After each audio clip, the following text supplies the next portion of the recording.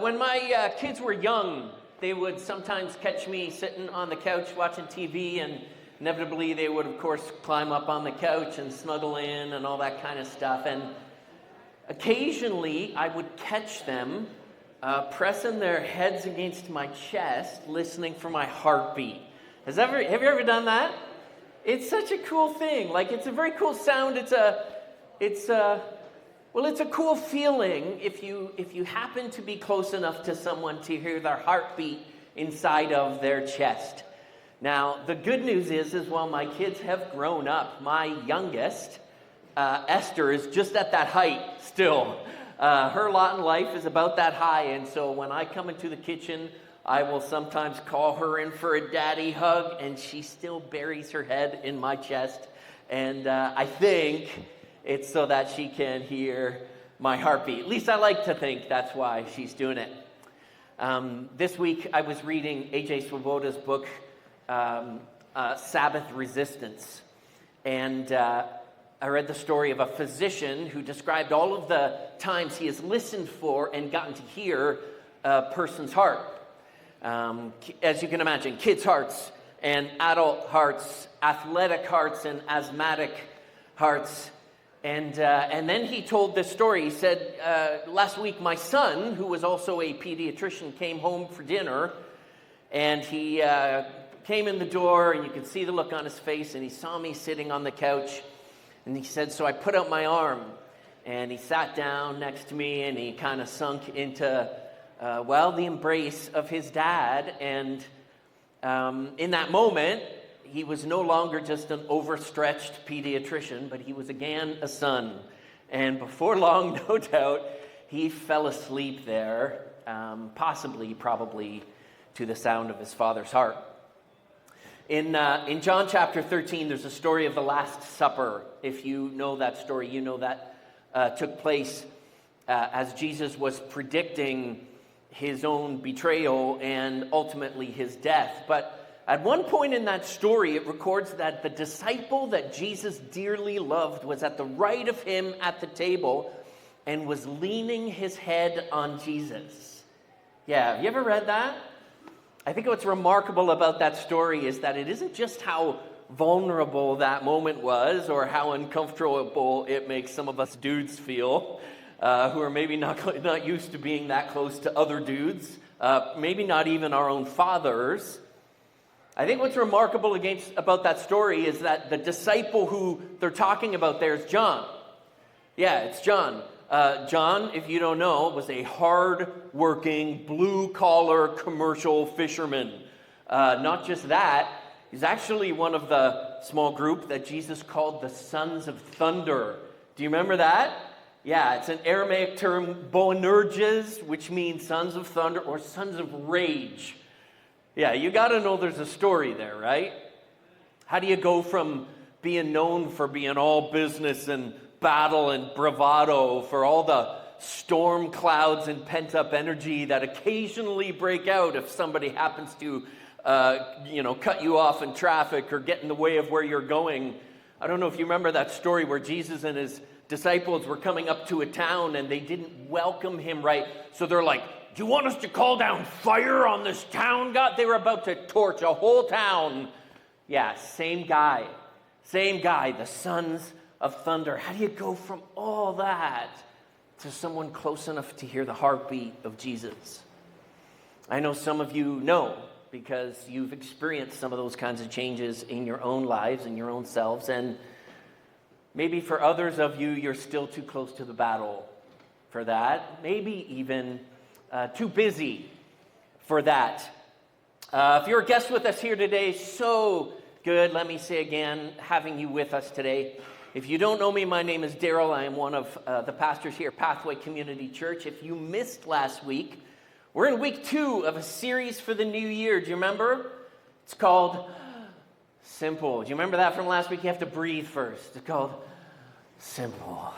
Yeah, less noise, more Jesus. The point of the series is we're just trying to turn down the volume on, everything that feels so urgent this time of year. All of the stuff that feels like it's weighing heavy and demanding your attention this time of year, just to strip back some of the complexity, maybe get back to some of the simple principles that can more honestly, more truly help us live better lives this year. Last week we talked about starting small, if you remember that, and this morning we're going to talk about how to quiet, how to calm some of those storms that we're feeling, some of you feeling more than others this time of year, maybe brewing inside of you. If you have a Bible, please go ahead and turn with me to Matthew chapter 11, or go ahead and open up the Bible app on your phone and find the events tab. My notes are posted. If you're familiar with it, Matthew 11, Jesus is speaking to people like you and me who sometimes struggle with the temptation to pathological busyness.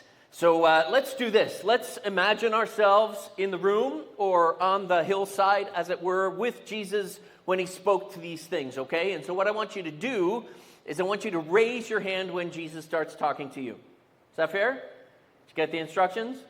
Let me read it to you. Are you tired? That was quick, right? Are you tired? Worn out? Burned out on religion?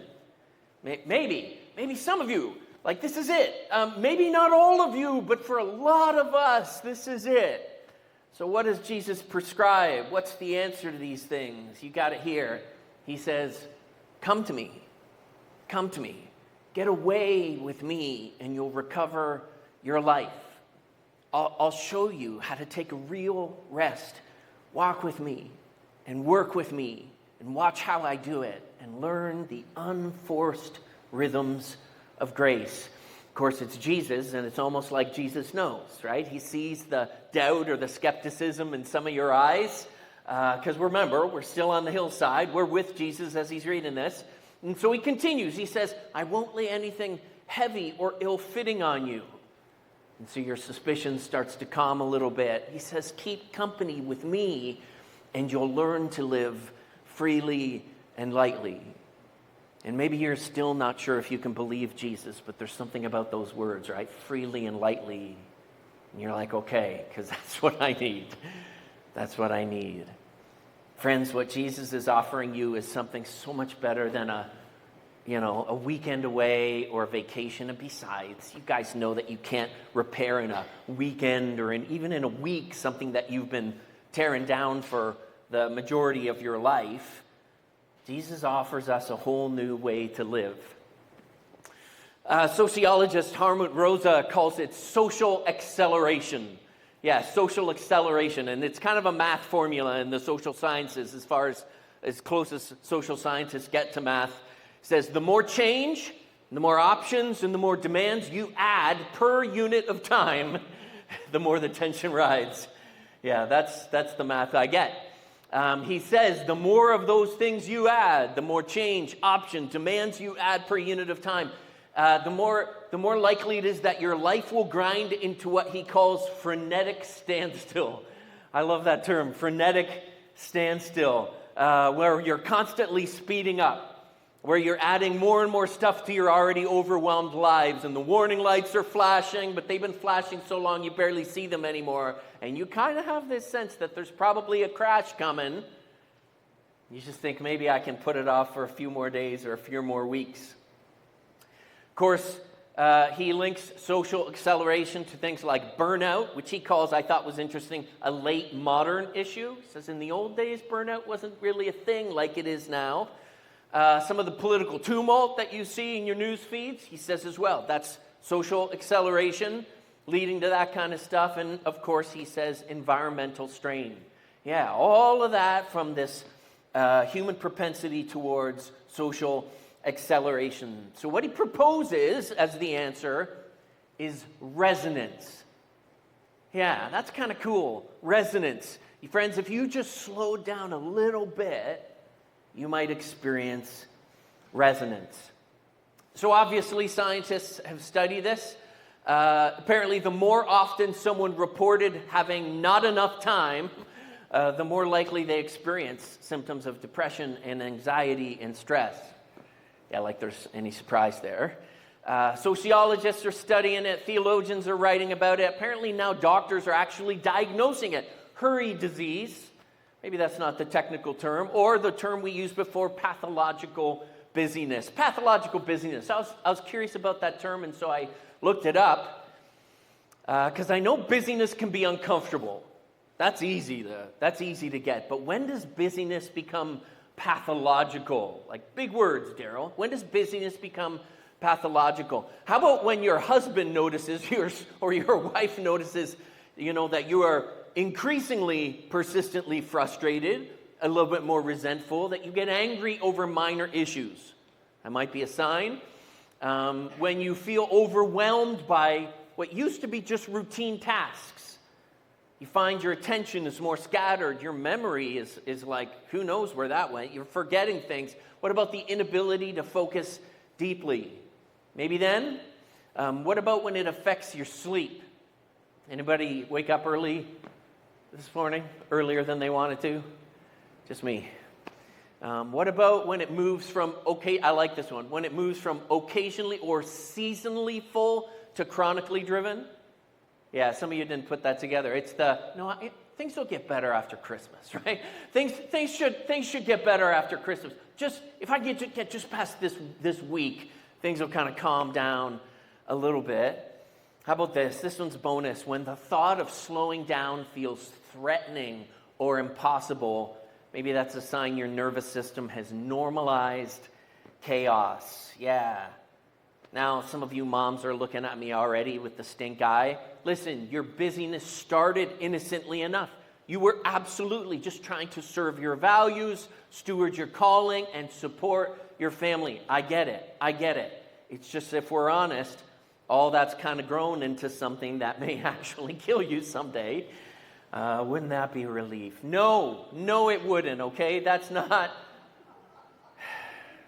If I could just go with a palm tree, Daryl, just a palm tree. The truth is, if you just learn how to slow down a little bit, even just a little bit, you might find that sweet spot again. It might not come with palm trees, but it'll still feel like resonance. And I'm not picking on you, okay? Because I think the crisis we're talking about today is existential. Daryl, really? Like existential? Absolutely. Why? Because we're talking about core questions of human existence. We are. If you dig into what's going on in your chaos, you're asking yourself these questions all the time. What makes me matter? What makes me matter? Why do you keep doing it? What makes me matter? It's a crisis of identity, because some of you, if you're honest, you confuse motion with meaning. Right? That's why there's all these big emotions about the idea of slowing down, taking a break. You feel guilty. You're like, I just need an hour on the couch to read, honey. You guys go play. And you feel guilty, don't you? You wrestle with that sometimes. You're trying to fill every gap in your schedule because an empty calendar feels to some of you like an empty life. You're asking, who am I when I'm not doing anything? Who am I when I'm not doing anything? And it terrifies you. So you don't stop. And things start piling up. You said yes to another committee this week, didn't you?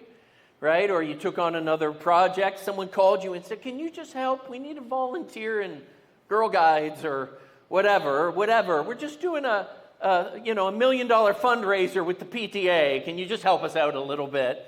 Yeah, another commitment. And sometimes, anyone here, you say yes when you mean to say no, and you're like, what just came out of my mouth?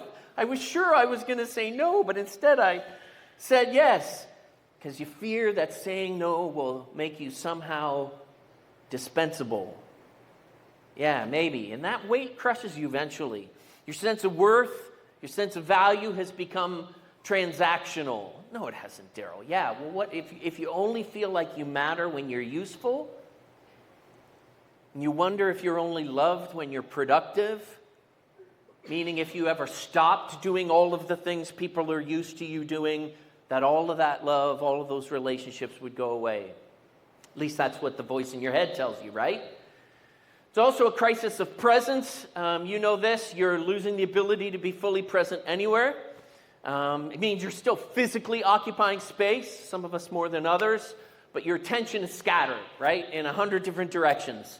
You're at your daughter's soccer game, but you're actually answering work emails.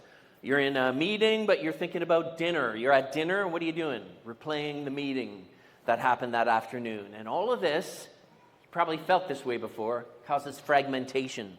Yeah, you're becoming multiple, partial selves instead of one whole person. No single moment gets all of you. No single person gets your full attention. You're everywhere, but you're in pieces. Nowhere complete. And if you haven't learned this yet, this actually destroys your ability to form relationships. You actually become relationally handicapped because real connection requires real presence. Love requires sustained attention, and intimacy, even in its broadest sense, requires time that isn't measured in productivity. And I'm not going to name them by name, but I busted someone at the door who brought in their work briefcase and said, I'm just going to get a little bit work done while you're doing your message, Daryl. Okay, they didn't say that. Your presence is the first casualty of pathological busyness. And then, of course, it's the crisis of time. You guys know you're running out of time. Daryl, you are dark today. Yeah, we're all running out of time. Every parent knows this. I've got a Fire TV. And that means that if I stop to read something or if I don't, press a button quick enough, photo memories of my kids come on the screen. That's the screensaver on my TV. Maybe you've got one too.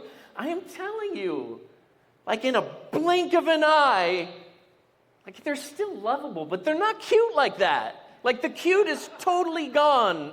And I don't know when that happened, but it's totally gone. And you look back in 10 years and you wonder where the time... You guys know I'm telling you the truth. You feel unable to stop long enough to feel fully who you are, fully where you are, and with the people who matter most to you.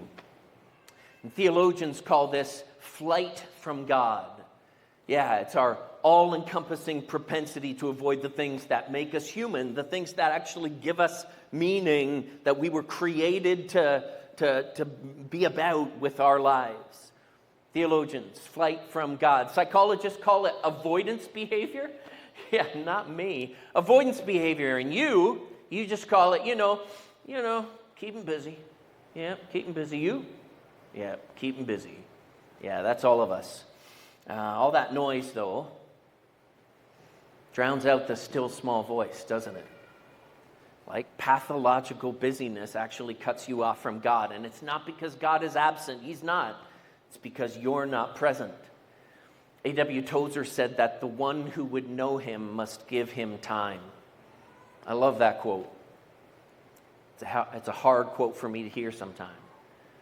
To get that reminder that prayer requires attention, right? It requires attention. It requires listening. Worship requires presence.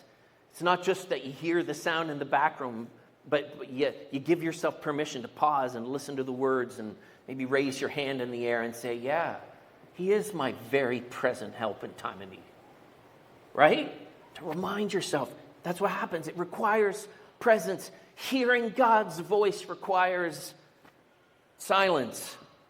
So the crisis is existential because you were made for connection with God. You were made for connection with God. Pascal wrote, there once was in man a true happiness of which now remains to him only the mark and empty trace, which he in vain tries to fill from all of his surroundings, but all of these are inadequate, for this infinite abyss fills only with an infinite and immutable object. He's talking about God himself. You've heard that quote maybe from Augustine, who said, "You have made us for yourself, O Lord, and our heart is restless until it finds rest in you." Busyness makes the kind of connection with God that you hear about and the kind of connection with God that you actually hunger for all but impossible. Because there's too much noise to hear it and to feel it, right? Our lives, ourselves, we're too fragmented to receive that which is singular, too hurried to rest in his presence. And that's why so many people come to church every Sunday. But if they're honest with you, they'll tell you they still feel spiritually hungry. Friends, it's not because there's nothing good on the table. It's because I think they probably forgot how to slow down enough to enjoy the meal. I think busyness is an existential crisis. And the crisis is not just that you're busy. It's that busyness has become the master and you've become the slave. I know, harsh words. If you are following along in your scriptures, go ahead and turn to Deuteronomy chapter 5. Deuteronomy chapter 5, verse 15. If you need to, flip to the table of contents first. If you were here last week, you might remember I made a brief historical survey of the nation of Israel from Abraham to Zechariah. If this is new to you, the Jews, the nation of Israel, and Christians alike, we trace our spiritual history through Abraham's descendants, Isaac and Jacob. During Jacob's life, there was a famine that displaced people all over that part of the world, including Jacob's growing family, and they relocated to Egypt, where it turns out they would spend 400 years, not as just a growing family, but as a nation of slaves. Yeah, they would grow and become slaves to their host people, Egypt. You have to understand that after 400 years, their sense of identity, the rhythms of their lives were formed by their time in slavery. That makes sense, right? Well, in Deuteronomy 5, after God had delivered his people out of slavery, after he had renewed his covenant relationship with them, he gives them a command, and it's a command intended to reform their hearts and their habits towards a more sustainable rhythm. Listen to what he said. Remember that you were slaves in Egypt, and that the Lord your God brought you out of there with a mighty hand and an outstretched arm.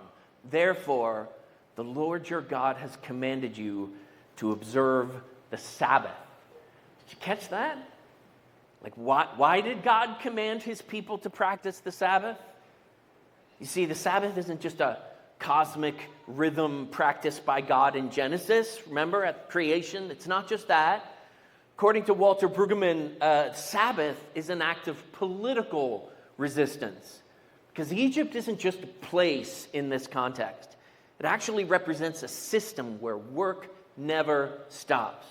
Yeah, Pharaoh's whole economy ran on endless production. Slaves with essentially no names, only quotas, right? Make bricks, make more bricks with less material, make bricks faster. And your survival depended on your worth. And your worth was measured by your output. And so for people like that, okay, for people coming out of something that felt like that, Sabbath is an act of resistance.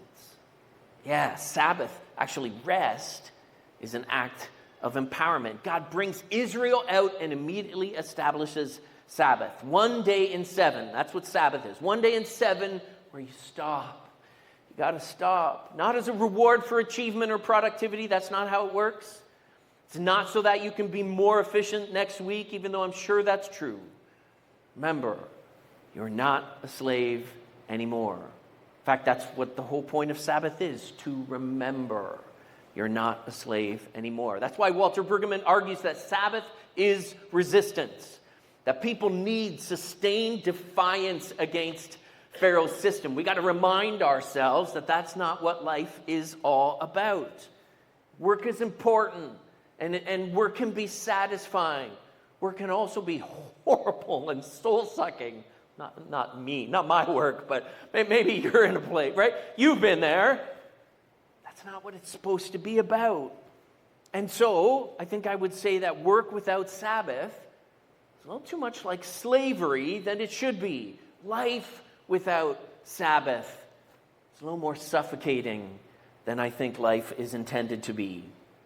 The point is, if you're not intentional with your life, you become what Egypt wants to make you. And in this metaphor, that's a production unit valued only for your output. So the Sabbath is a counter practice. Sabbath is a counter practice. Every week you declare through rest, my life is not defined by my productivity. That's what you're saying.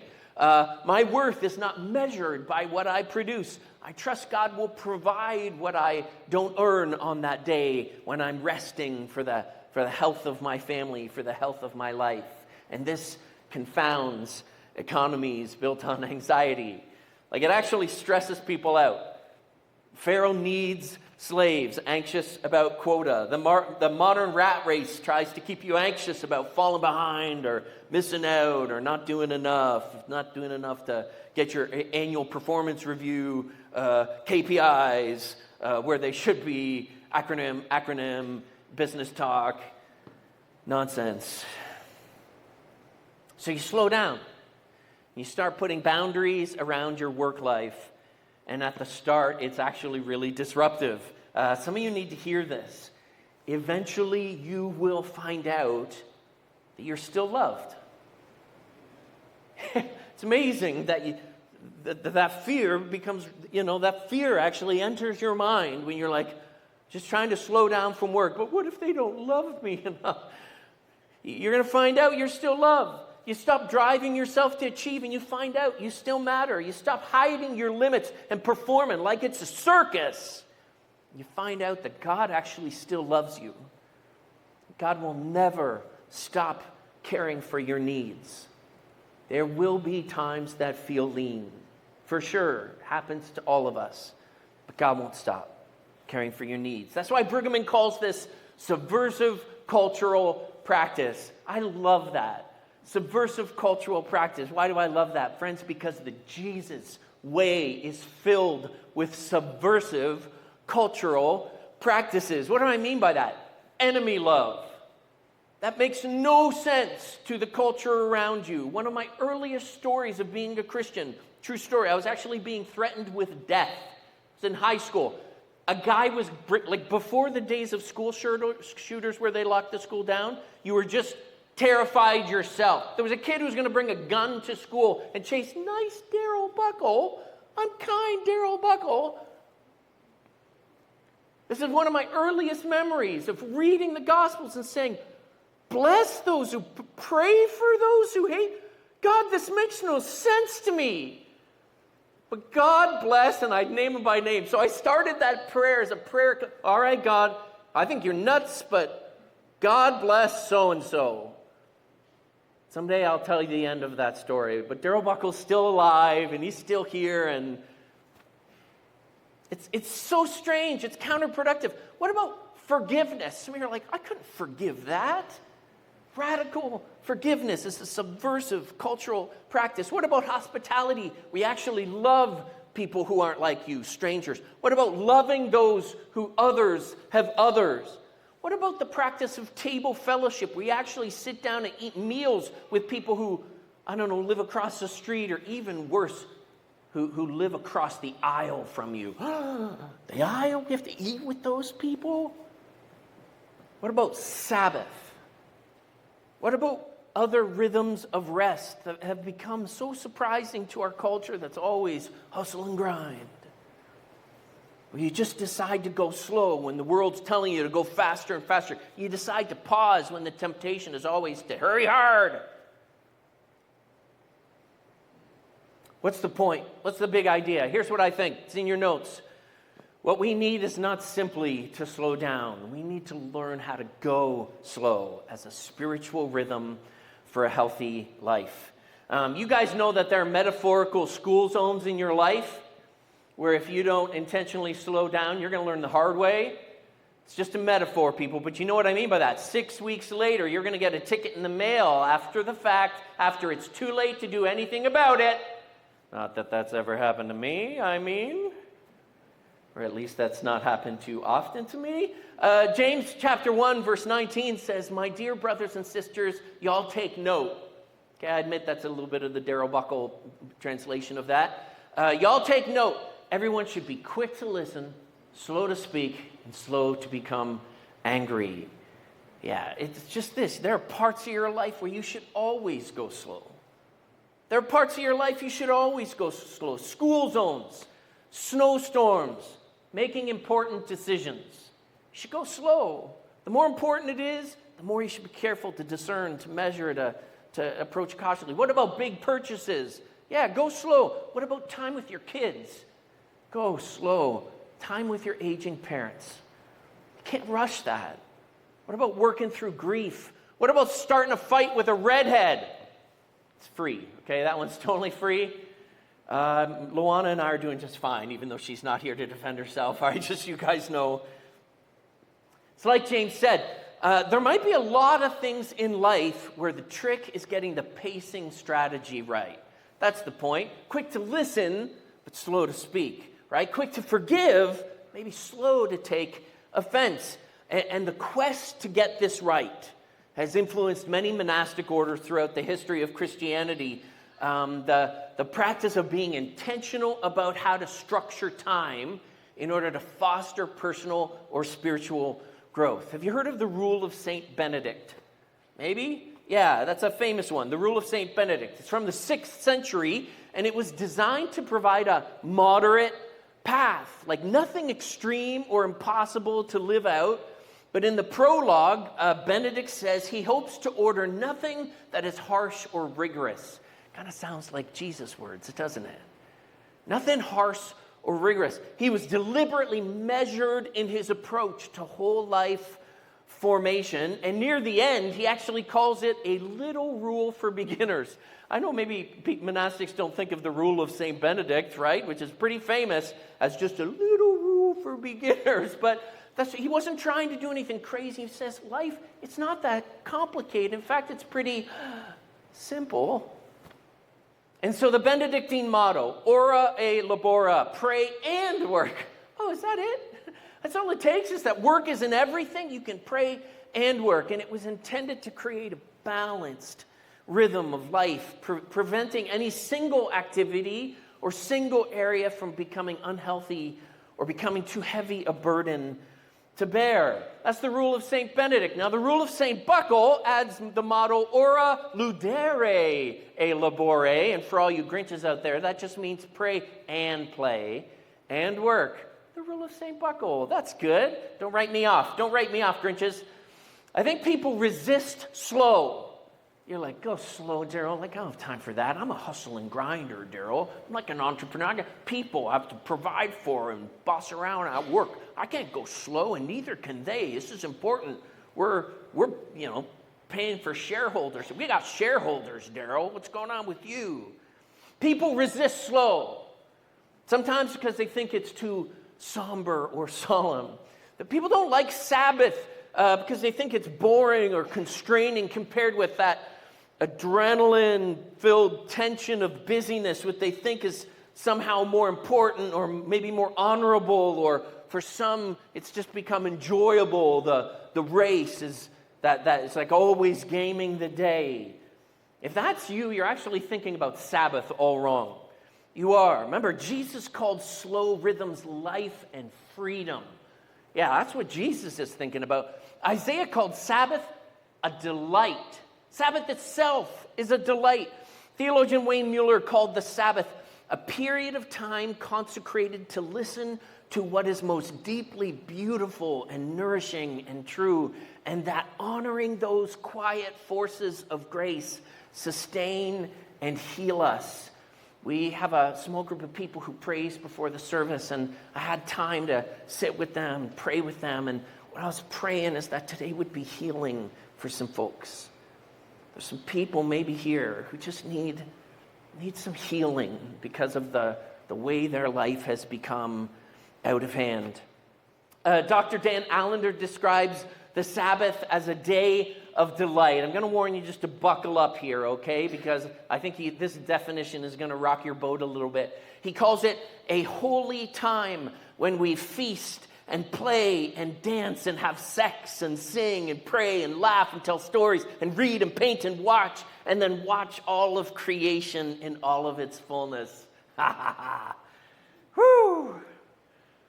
That's what I'm talking about. He says few people choose to participate in the Sabbath because a full day of delight and joy like that is more than most people bear in a lifetime, let alone once a week. So just imagine what your life would look like if you took time to build rhythms that helped you pray and play and work like that. It's not bad. So in the Benedictine rhythm, you do that by creating, like I said, structures. You do it by creating structures. In the Benedictine structure, it's called the Liturgy of the Hours, which you may have heard of. And it divided the day into 8 sections or hours. Hours is in quote, because the length of these hours changed based on the available daylight and in different seasons. Yeah, it's just like real life. Folks, in real life, there are seasons you're supposed to devote more time to work, or more time to play, or more time to prayer. And throughout the scriptures, you find that. You read about seed time and harvest, seasons for fasting, seasons for feasting, a time to plant and a time to uproot, and all sorts of other paired moments of human experience. So what are we going to do this year in 2026? This is my challenge. This is my invitation to you. I want to invite you to pace your life, maybe think about your life differently, to try and maybe a more simple, right? A simple framework. So what we're going to do is maybe think about and start to figure out how to start, what to stop, and what should be done intentionally, slowly. It's the framework that fits the rule of St. Buckle, if he could be here with us today, who would encourage you to pray and to play and to work. So we're going to start with a few simple practices, just by way of application. Things you might start. How about you start a 3 pauses habit? 3 pauses, Daryl. What am I going to do during these 3 pauses? Just 60 seconds, 1 before work, 1 at midday, and 1 before bed, simply for breathing and for praying. You can choose the breath prayer that is most meaningful to you. I like the ancient one that's called the Jesus prayer. Lord Jesus Christ, Son of God, have mercy on me, a sinner. Have you heard that before? Lord Jesus Christ, Son of God, have mercy on me, a sinner. Yeah, that one's ancient and beautiful. The other one I pray a lot is, Jesus, take the wheel. Jesus, take the wheel.